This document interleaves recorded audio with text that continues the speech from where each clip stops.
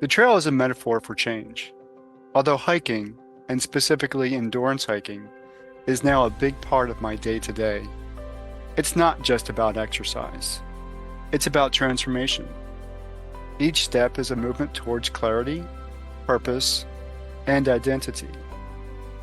But movement is one thing, sharing insights gained is another. As a U.S. Marine veteran, I created this space to help other veterans gain clarity, purpose, and identity. Let's walk this path together. This is Trail to Transformation.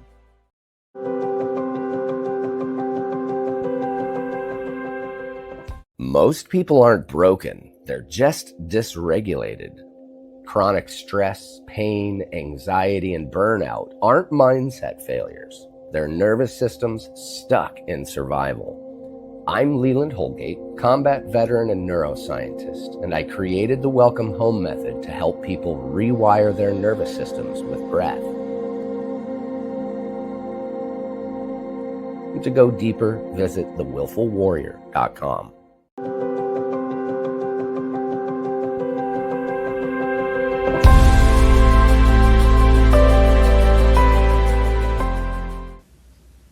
Well, welcome everybody back to the Trail to Transformation. I am Laura Cross, and I am the co-host supposed to be sitting in for Keith.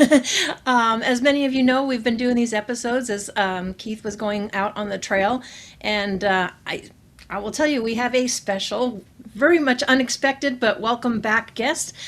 Keith, he did leave at the end of March to go out on the Appalachian Trail and came across some hiccups. So he came back, but he is headed back out. So we wanted to give you an update and hear from Keith as far as what he's experienced so far and some of the things that he's come across in his journey of hiking the Appalachian Trail. So Keith, welcome back. Laura, thank you so much. I do appreciate that. And thank you and all the other friends, colleagues, all you out there who are sub-hosting for me.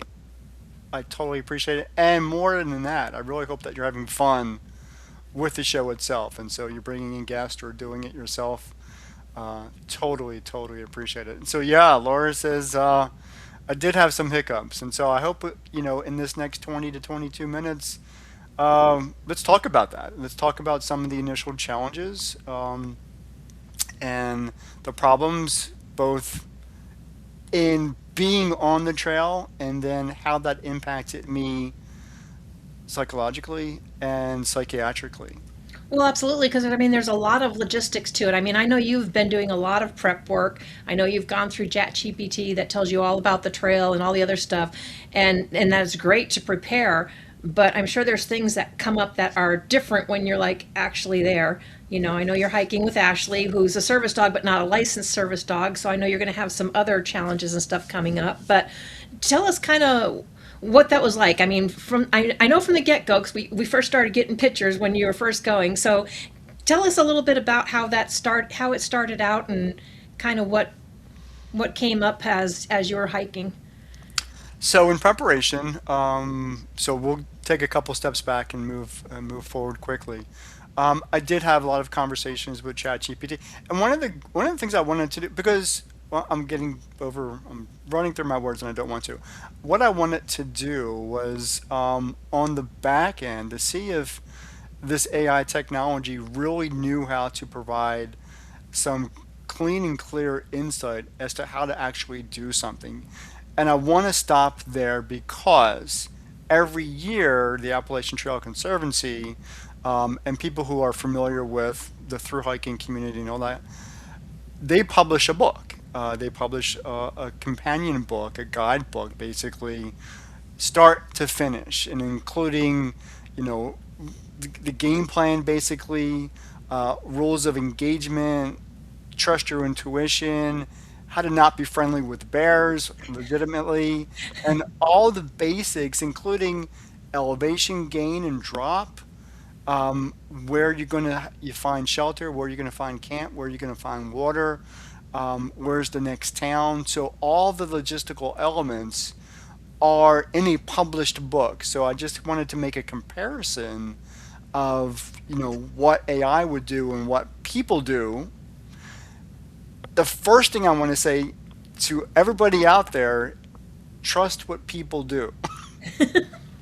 Um, because as of this, even though AI can tell me where the towns are, what's next, and what I should be preparing for, it's really poor in the human experience, and the human experience is what matters here, because everything about this hike, this through hike, is really about stepping on trail, engaging in the environment, interacting with other people, and logically and logistically really planning that hike not only mile by mile but sometimes step by step, because you may read, okay, well, your next mile or two is going to be an elevation gain of 600 feet, um, or 1,000 feet, or whatever that's going to be, but it isn't specifically telling you, well, that's a 30% grade, or that's a 45% grade, or you're literally climbing up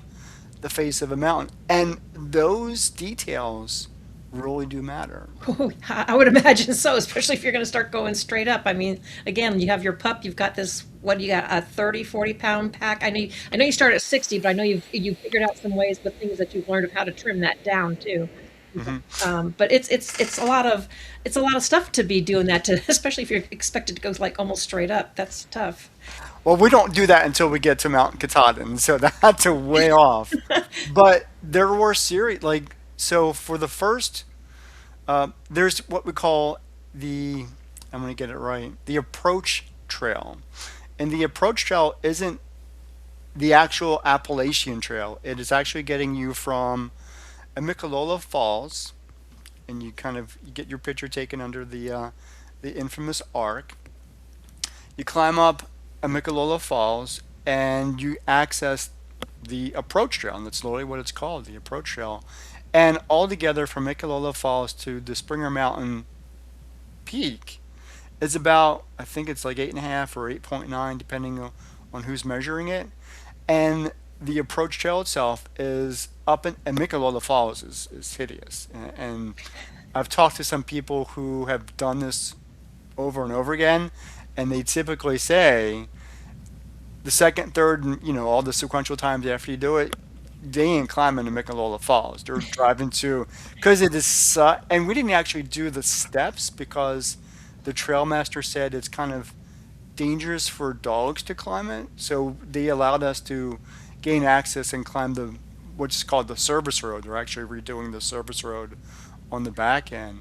Um, Safer, but no less treacherous, because you're literally, it's a 45, 50 degree, slope, and that's just hideous when you're carrying quite literally a 40 to 45 pound I can feel rock. my calf muscles just hearing you explain Yeah. that and describe So that.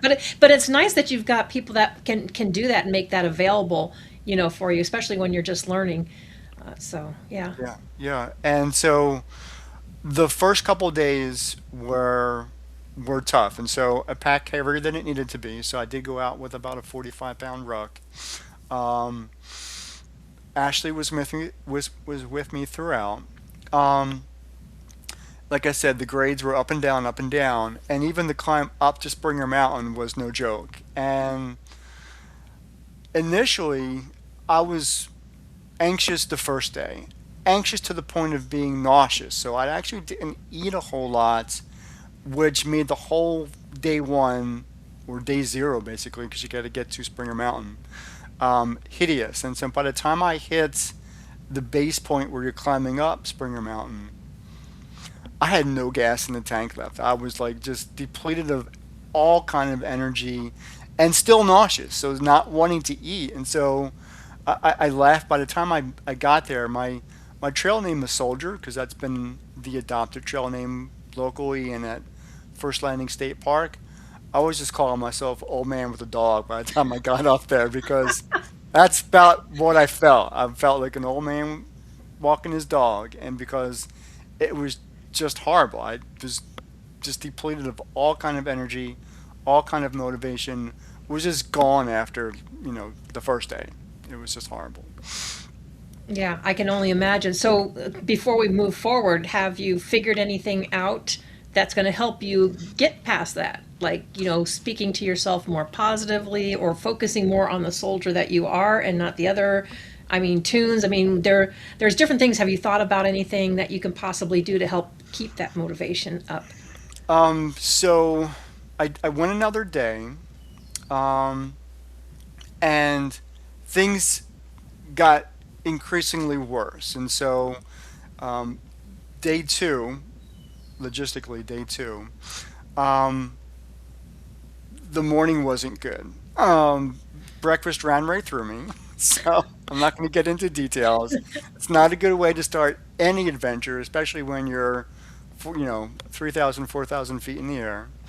Um, I wasn't as nauseous or anxious anymore. I was just exhausted because I didn't sleep the night before. And I'm using the tried and true, the accordion sleep pad, which is about yay thick, and only because it's lightweight. And maybe it would work, maybe it didn't work. Didn't work. Um, so not helping me. The trail itself at this point is very narrow. There were people coming southbound, or at least coming, my way. I'm going northbound. Um, Very few people on the trail at this point. So we're talking about easily, and we're recording this on April 24th, and so a month ago. So a lot of isolation to be expected, but from somebody who has PTSD and psychosis, I wasn't prepared for how that isolation, just lack of the normal, and I live in rural, not so much rural, but urban, suburban area, Eastern Virginia. So I'm used to the cars, and the rain is raining right now. So I'm used to noise. I'm used to some kind of Right. consistent noise. You get out there, and that all goes by the wayside. So it's a completely different environment, completely different experience. Now, I have been out in Grandfather Mountain. I've climbed Grandfather Mountain. I've climbed Callaway Peak. So, in the back of my mind, I know that this isolation, this type of environment exists. I've done it before, and it's actually rather fun. But I also know that at the end of the day, I'm going back to a cabin, going to take a shower, and going to sleep in a bed. So there's a psychological prep to say, okay, I'm going to do the hard work. I'm going to go home and relax. Or I'm going to go to a cabin and relax. Come back out and do some more adventuring the next day. When you're through hiking, or you're taking yourself through this trek about, I don't see home. I don't see a bed for maybe days or weeks on end.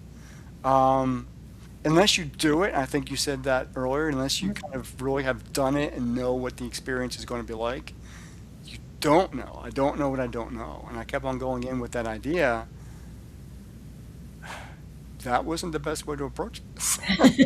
It wasn't. No, it's kind of like because you don't have that security. Yeah. You don't have that feeling of security anymore, knowing that you'll have a roof over your head and you got this and you can, recover. So if I can only imagine if you're already kind of got the head going and spinning, and now you don't have the security of that, you're still out in the environment. Yeah. Yeah. What do you do with that? Um, to make matters worse, at the end of day two, my phone dies, so I've got no actual and my phone chargers, I actually purchased cheap ones, $20 ones. You put AA batteries in, they're supposed to charge really slow, but they charge you overnight. They should charge up the phone. Not the one, and its backup didn't work. So I'm out here with her, not doing well. Voices in my head I can clearly hear, and I've got no way of contacting anybody the morning of day three. And so early in the morning, just as dawn was coming, reaching the mountains, there were some good Samaritan hikers that were able to make a phone call to, and they just chose, and I'm going to give them a shout out real quick, and maybe at some point, hopefully they'll do an advertisement here for the show. Uh, is it Long Mountain? Lodge. I believe I got that right. Long Mountain Lodge, and I cannot pronounce the name of the city to save my life. But they were a lifesaver. He had a room available. He was willing to come pick me up at the next gap, and so I was able to go back, put a roof over my head, get some real food in me, get some real rest, and kind of think about. And I actually, I even texted you once I was kind of in, Hmm. and the following day, and kind of settling into me again, and basically, we'll use the word I failed. Everything that I prepped for. I know my body could physically do it, but everything else surrounding it just imploded. And Well, I know, and I have to say, I know that's the first thing you texted me was I failed. I'm like, well, you didn't fail. That you've learned, you're learning some lessons, and you're learning, and it's a different experience. I don't ever look at failure as failure. It's a lesson learned, and you didn't know, like you said, you don't know what you don't know until you got out there. And regardless, I completely admire and commend you for even taking a trek on like this, like this, and you're not done because you're not, you are going to go back, you are going to complete it. So, but yeah, so absolutely. what I was able to do was kind of, once my body re-regulated, and but fundamentally, I wasn't going to get picked up until Sunday. So I had some days to kind of, I wasn't going to just sit there in the lodge all day. So I asked the innkeeper. I really wasn't even thinking about getting back specifically on the Appalachian Trail. I just wanted to get, Ashley some exercise, me some exercise, so we just weren't, watching TV all day. Um, However, the universe worked. He said, well, from this gap to this gap, and it was like from Cooper Gap to Woody Gap on the trail. It wasn't, this incredible hike up and down. It was just like a couple miles, three and a half, roughly. Um, get some exercise in, and you would be on the trail, so it wouldn't be this, another trail or another area. So got a shuttle, got there and back, and this was Friday. So I had rested a couple of days and went back out on Friday, and I felt good. It wasn't overly challenging. I knew I was coming back to, a roof over my head and some real food. Right. So it felt good, and I'm thinking, that inspiration is there again. I'm going to get back on the trail.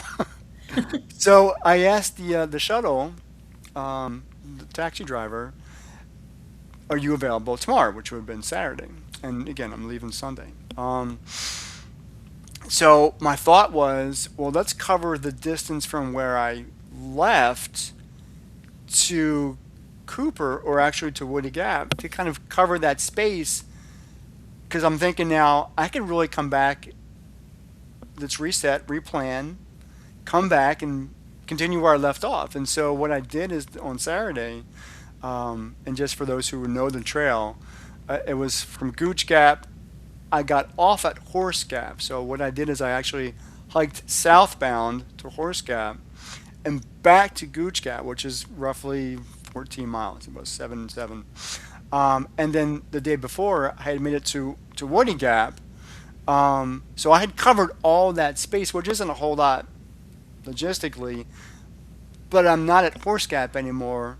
I'm further north, and at this point, when I go back in 5 days, I'm in North Carolina. So as long as I can get real sleep at night, and even if it's just for 5 hours, this is doable. This is completely doable. Absolutely. Yeah. No, and I like I said, I think it's tremendous, and I know we're going to be running out of time. We're going to be running at 26 minutes goes so fast. We got about 6 minutes left. So, but what else did you want to make sure that you let people know and you dress? Because I know you definitely learned some things along the way. Well, because the show is really focused on helping people, veterans specifically, deal with some of the issues around PTSD, psychosis, and holistic healing, um, as an addition to maybe traditional therapy and psychiatric treatment, one of the things that I learned really quickly, um, And this is not just for about being on the trail, but even in your normal, wherever normal is. So whether it's a house or an apartment, where whoever you live with and wherever you live at, um, the daily things of keeping yourself healthy are so important. And so one, sleep. So find a way of getting. I know PTSD. You deal with nightmares and you deal with overwhelm, and I do. But when you're sleep deprived, that makes everything so much worse. So that's one. So find a way. I have to find a way. So what I did is I purchased an air mattress. Actually now I've tested it a bit.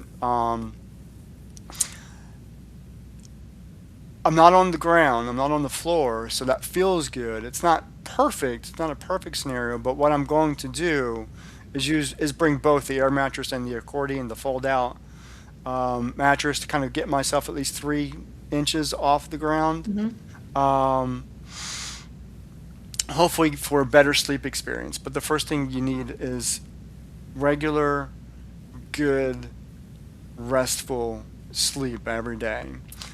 The other thing I'm going to say is food. Food became an essential. Even yeah, food is an essential. The right food is an essential. So, and the balance of food is an essential. So, I went in specifically with, okay, I'm going to do um, protein bar in the morning for breakfast to kind of get everything going. Trail mix for lunch, and an MRE for dinner was kind of my system.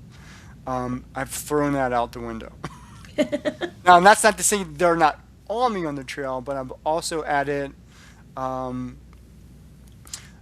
fig bars, other types of trail mix, more fruits involved.